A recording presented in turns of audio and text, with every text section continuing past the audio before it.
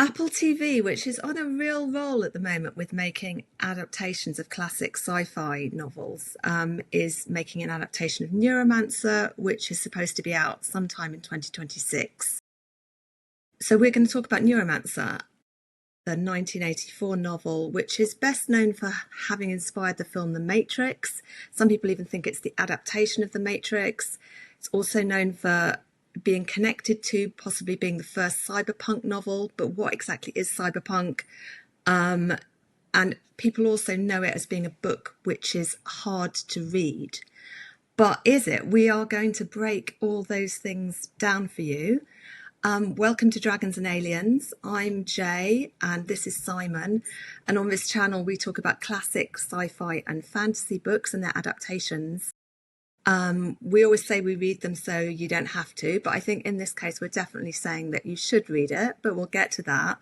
And I just wanted to say this is both a plus and a minus, that Simon did his university dissertation on Neuromancer. Now this is a plus.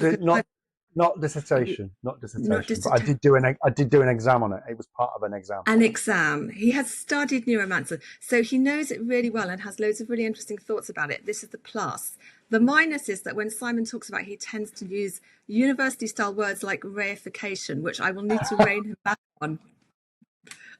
But I'm very lucky to be able to talk with him about it today, I think. So this is the book. It's a really good book. This is a very non-academic point, but if you get a nice new copy of a book, do not then cook your dinner, eat it out of the saucepan, put the hot saucepan down on top of the book, we'll rip the cover off, it'll be trashed. It's upsetting, but this is nevertheless an excellent book. Right, let's go right into it. Let's start with the way in which Neuromancer, which was written in 1984 by William Gibson, who's a very well-known, very well-regarded sci-fi and fantasy writer, the way it connects to TheMatrix. I think we can start straight up by saying it is not a straightforward adaptation of TheMatrix. In fact, it's not if you come to this expecting it to be about Neo and Trinity and Morpheus saving the world from machines which have turned them into human batteries, you are going to be disappointed. But nevertheless, you can see that TheMatrix, the Wachowskis were really inspired by this when making TheMatrix. And Simon and I have really different views on TheMatrix. I really like it as a film. Simon hates it. You hate it, don't you? That's not true. That is absolutely untrue. Okay, last time we talked about it, you ranted about how bad it was, like when you saw it with your son. I don't think it's held up very well. I loved it at the time. I don't think it's held up well. And I think in retrospect, there's a difference between, watching something that is located in the time you saw it, because actually there weren't many films that were expressing, or that expressed, for better, I guess for want of a better word, a cyberpunk aesthetic as well as it does. I think in retrospect, it's especially, look, the sequels are really rubbish. No, the sequels are obviously not good.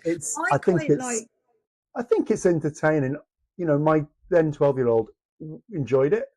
I've seen it a lot. I don't think it's a great film. So okay, yeah, I did enjoy it. Probably not. So here we have Simon, who would take the blue pill. I've taken the red pill myself many times. How does Neuromancer relate to TheMatrix? I think if you go into it, you are going to find a group of people, a guy who is a hacker called Case, who's a little bit similar to Neo, not entirely, who is recruited by a gang of people, which includes a woman called Molly, who visually looks a little bit like Trinity in TheMatrix, and this older guy called Armitage, who recruit him to do a heist, which involves hacking, and they hack into TheMatrix. TheMatrix didn't, or cyberspace, as it's more widely known in this book, didn't really exist as a concept in 1984. It was, Tim Berners-Lee didn't invent the World Wide Web until 1990. You know, there was some rudimentary internet, but it definitely wasn't a concept that people were widely aware of. The book sort of invented the concept of the matrix, of hacking into cyberspace and of these virtual realities that you could get into via computers. So he's recruited to do a heist. They're kind of the similarities end. It's just really a money heist that takes place in a space station. There are a couple of guys called Malcolm and Errol who are quite similar to Tank and Dozer, from a place called Zion, which is a space station in this book, and they fly a little spacecraft which get the crew up to the space station they're breaking into, called the Villa Straylight. So they're similar characters, and their main antagonist is an AI, but it's a very different AI from Agent Smith. It's primarily an AI whose name is Neuromancer, whose shtick is that it can upload the consciousnesses of dead people into the Matrix, and so people can live on in the Matrix after they're dead. And this is a big theme in the trilogy of books, of which this is the first book, and obviously like a big theme in science fiction writing generally, the idea of like, could we upload our brains into a computer and not die? So those are the main similarities, but it's much less about heroes saving the world and much more about like a gritty bunch of crooks who all turn out to be dodgy in various ways. There is also a bit of a romance between Case and Molly, who are the Trinity Neo figures. They have sex. I was like debatable whether or not it's a romance. You got quite into their relationship. I think it's. I actually think it is. It's a love story. Actually. Yeah. So I think it is. I mean, part of this might come when we talk a little bit about how Gibson writes, but I think Casey's head over heels in love with Molly. But there's also a kind of traumatic event with a girlfriend that happens at the beginning of the novel who's brutally murdered in front of him, which kind of haunts him. But without doing plot spoilers, there's a real sense at the end of the novel that Case, who you never see again in Gibson's writing, you do see Molly again. Yeah, she becomes a character throughout the trilogy, but Case goes off and lives in the country. Spoilers. He does, yeah. And I get a sense that, he would think about her every week until he dies. It doesn't mean he's going to, Case is quite a passive character in many respects. Kind of things happen to him. Yes. Which is intentional. And I think to a certain extent on a kind of macro level, the end of the relationship with Molly, where he never sees her again, and he doesn't try and track her down, he just kind of goes, is part of his character arc. And I suspect that's why Gibson doesn't use him again as a character.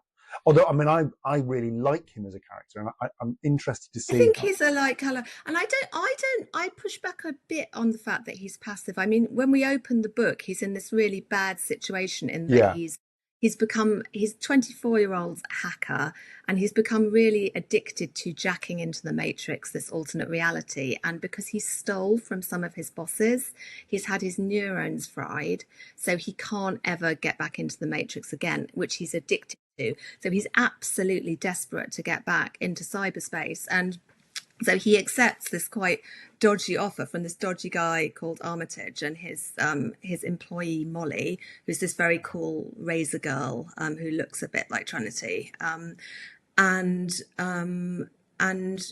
the price of it is that they do sort out his neurons so he can get back into the Matrix, but they put these poison sacs into his veins to dissolve if he doesn't do what they say. So he's very, I don't know, there's quite a lot of conflict and trauma in him. And I think I should just say, while we're talking about traumatic things in this book, little bit of a content warning for the fact that Molly, in the backstory of the novel, has suffered really bad sexual abuse and exploitation at the hands of a character called Riviera. She gets her revenge on him, but yeah, just take care of yourself when reading and be aware of that. But Simon,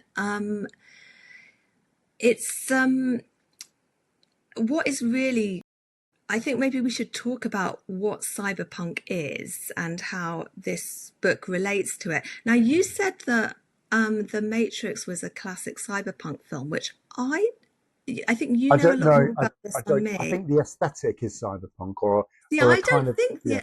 the aesthetic is not what I understand as cyberpunk, and I might be wrong. Like you know about more about this than me, so correct my ass. My understanding of cyberpunk is that it is, well, firstly, that it's sci-fi set in the future based on some tech which doesn't exist at the time of writing or is nascent at the time of writing, which it explores that. And you get that in Neuromancer in terms of the fact that a lot of people in the book are genetically modified or have machine implants that have become part of their body. And there's obviously the Matrix, which didn't exist at the time of writing, but that cyberpunk is not just about that. It's about depicting a future world in which things are really quite gritty and run down and not sleek and sci-fi. You know, sort of the world of Blade Runner, maybe, where things are there's this underclass and everything's quite messy and broken, and that's not the aesthetic of the Matrix. Now, correct me now. Well, I think we're not going to be able to define cyberpunk even on this podcast, because there are reams and reams. There are people who write PhDs on it. But I think it's really important to correct a couple of things. Not correct you, but like just for anybody. No, who's please correct me. I'm in. very ill-informed. So I think the first thing to say is that cyberpunk is not, it is being appropriated by marketing people to sell things, really. And to that extent, I think there is an aesthetic from it. You see it in illustrations of literature. You see it in illustrations of role-playing games. That all have a kind of unifying concept, which is like a poor person's mashup of gothic, as in, I don't mean gothic as in the related romantic movement. I mean goth music with technology. And TheMatrix fits into that brilliantly. Everybody wears black. Yes, it does. There's references to kind of allegedly edgy music, and there's technology. So that's what I would say is part of it. And then, of course, there is an attempt to create a visualization of the Matrix itself. And I would say not a very successful one, just binary numbers. Whereas, in the film The Matrix, or in the whereas in one of the things that's a really interesting and challenging from an adaptation point of view aspects of Neuromancer is the description of cyberspace, which is this abstract, almost like a psychedelic trip view of. It's very focused around corporations. It's not very focused around. It's not a replica of the physical world in the same way as the film. It's got these towers of data, and people and hackers use something called icebreakers to break into these data towers. So it's kind of a landscape of these very tall skyscrapery buildings, which are data houses. Well, I guess the implication is that the landscape would look like whatever anybody decides it looks like, but it is not realistic. It is definitely abstract. It definitely feels like a really bad trip. And for example, an icebreaker is simply a hacking program. Yeah, it is. One of the reasons that we need to talk about Neuromancer's influence on cyberpunk as a genre, and indeed the kind of whole spectrum of stuff, is that less than 10 years later, there's a really famous video game called System Shock that is released. System Shock has just been remastered and re-released and had, 98% in gaming magazines now in 2026, 2025. And one of the things that happens in System Shock, one of the game mechanisms, is that you can jack into consoles. You're fighting an enemy AI, a rogue AI, and you have these experiences in this extremely odd geometric space where the laws of physics don't apply. So that is a really important part of it. I was having a little look at the kind of Wikipedia entry on cyberpunk. And I love Wikipedia, but again, there are things that I really would take issue with. The reference to 2000 AD that is in the Wikipedia article. I grew up reading 2000 AD. I'm not, not religiously, but I did.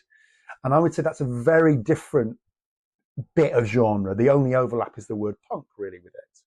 So I think people throw a lot of stuff at cyberpunk. I think really specifically, the first cyberpunk novel or short story came out, I think, in 1980.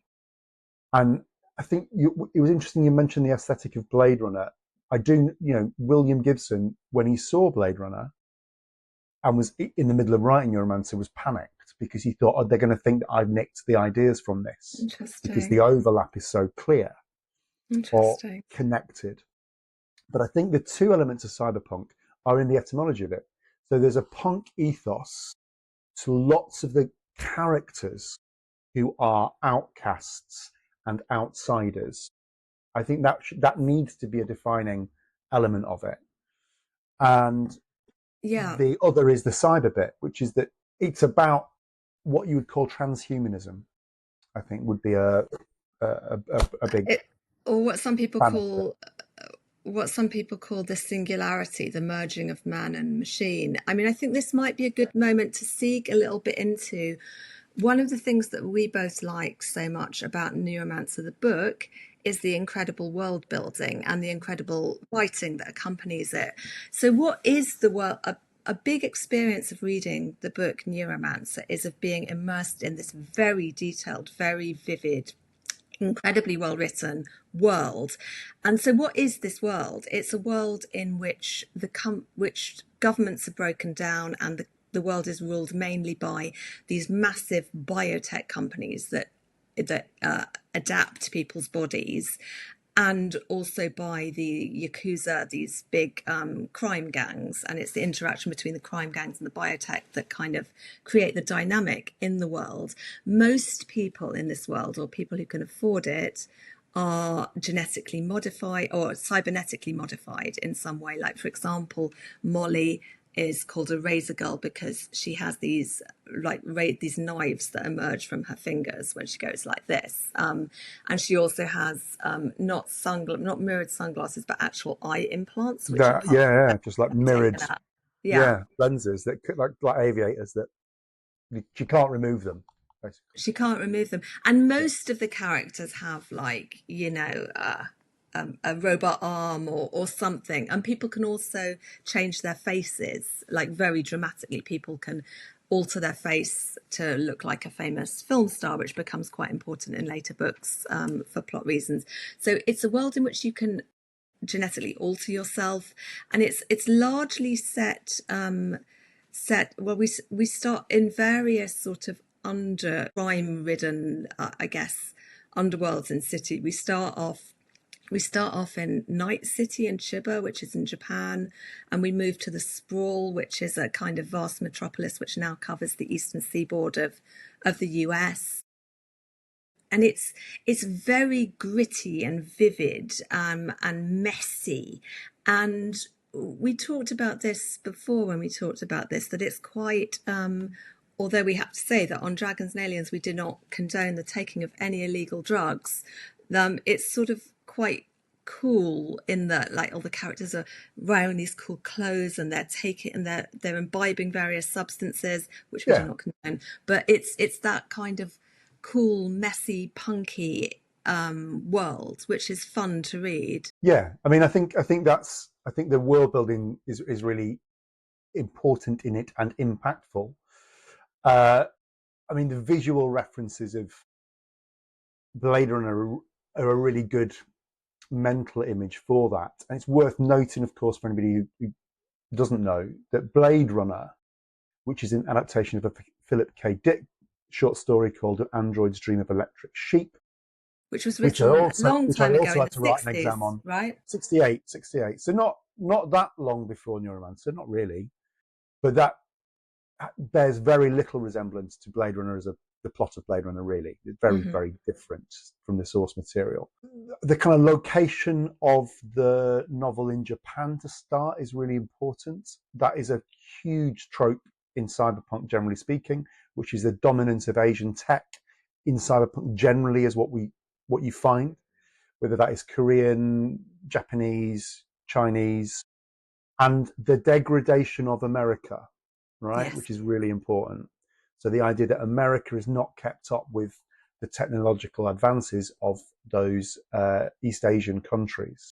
Yeah, most of the biotechs in this world are Japanese Yeah, originated. most of the corporations, well, there's various, yeah, different corporations in it. And I think also there's another connection here about why this novel is important. I mean, part of it is that its influence on a particular genre is massive because people just kind of run off riffs on it. The other, of course, is that we've come across this before, is that people like Elon Musk are science fiction nerds. And there's a combination of kind of fear and awe around some of this stuff. And I would argue that Neuromancer has a direct influence on geopolitics.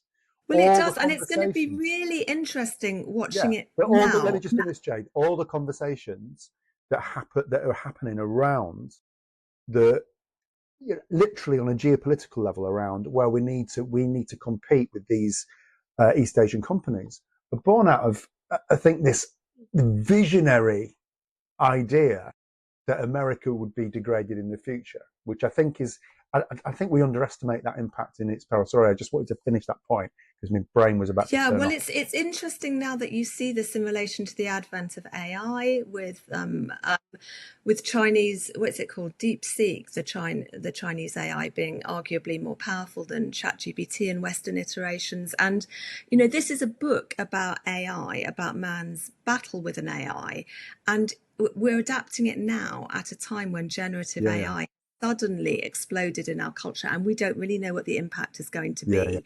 It'll be really interesting how they film that. I mean, people have said before that this is an unfilmable book.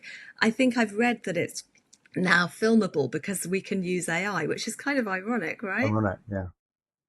Well, I Um, suppose it's the cost, isn't it? Because I mean, there are only two. There's only two, three big sequences in the novel that take place in cyberspace, but one of them is the climax of the novel.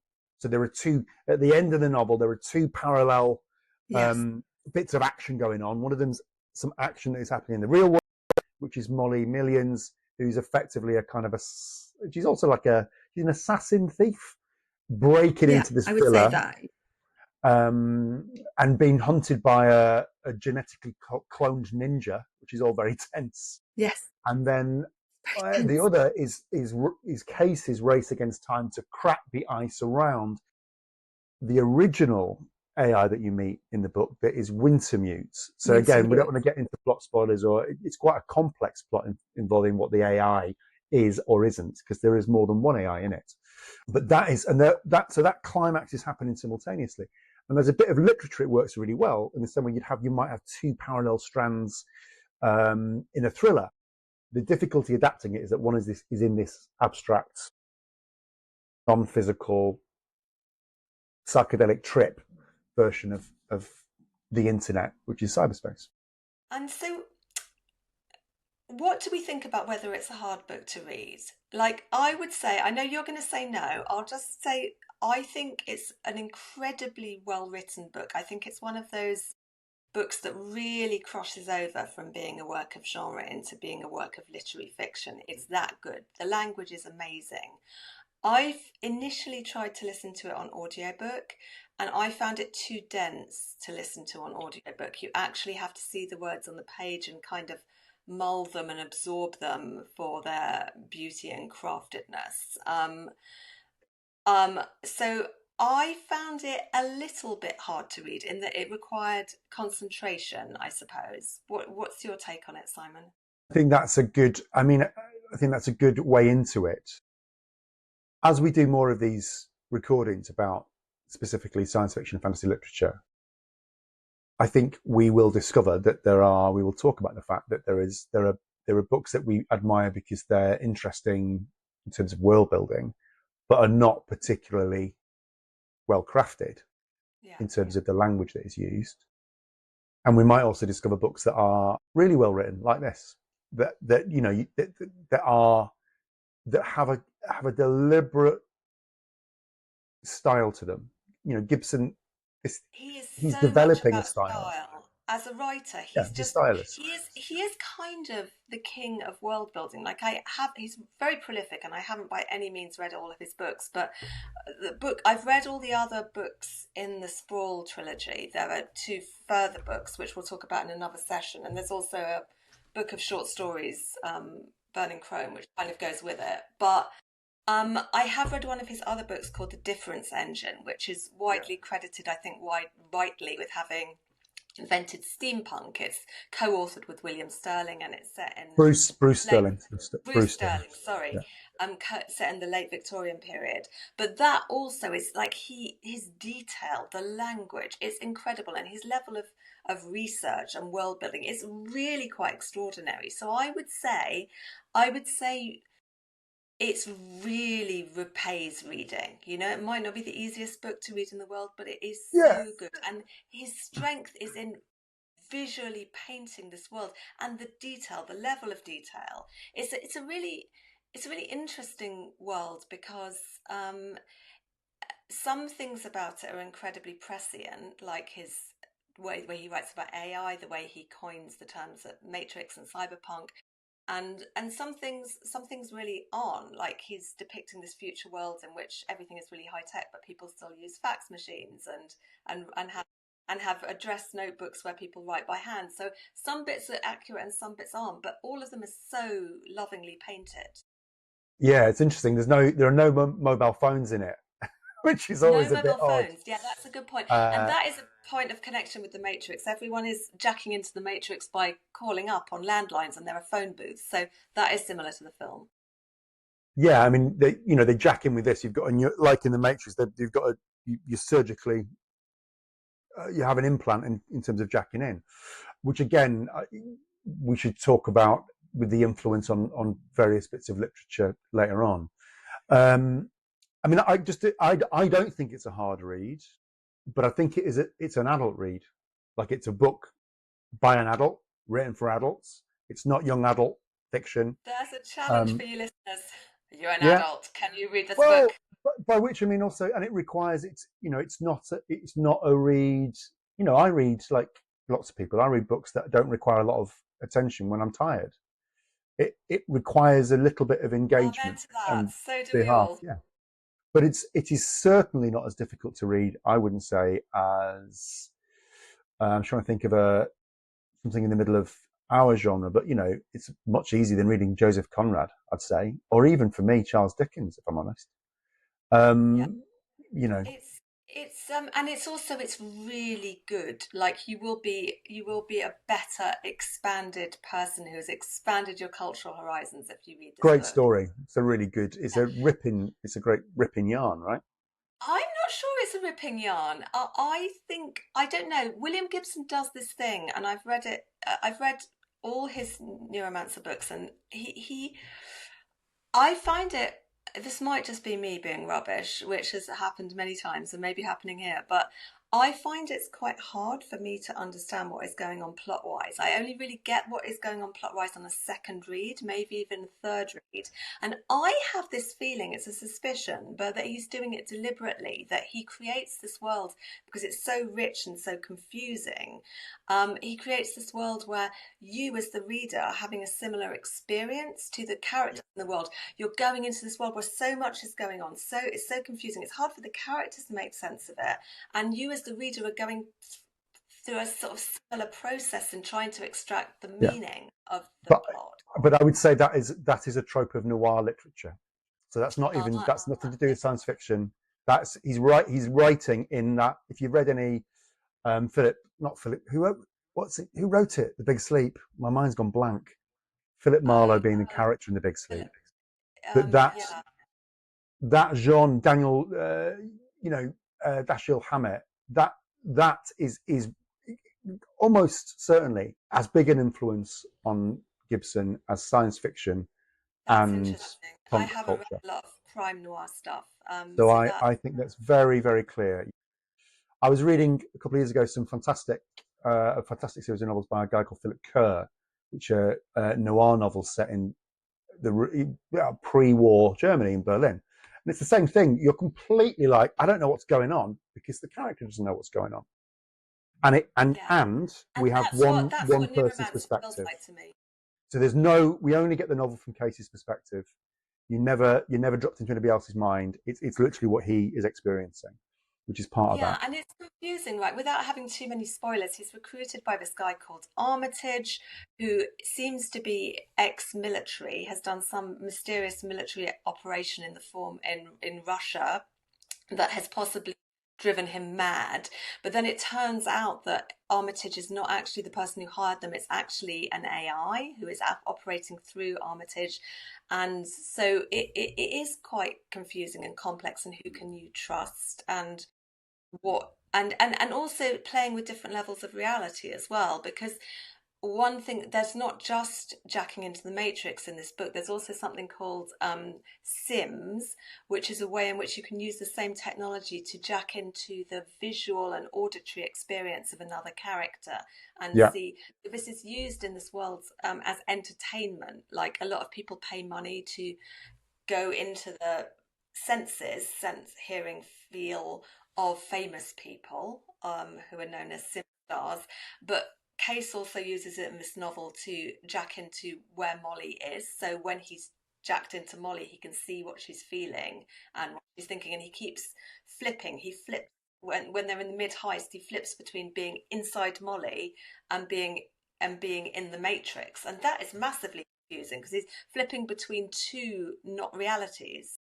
absolutely. And of course, not of course, and just in terms of the way in which this book has been influential, or you might call it plagiarized, there's a fantastic film from about 1999, same year as The Matrix.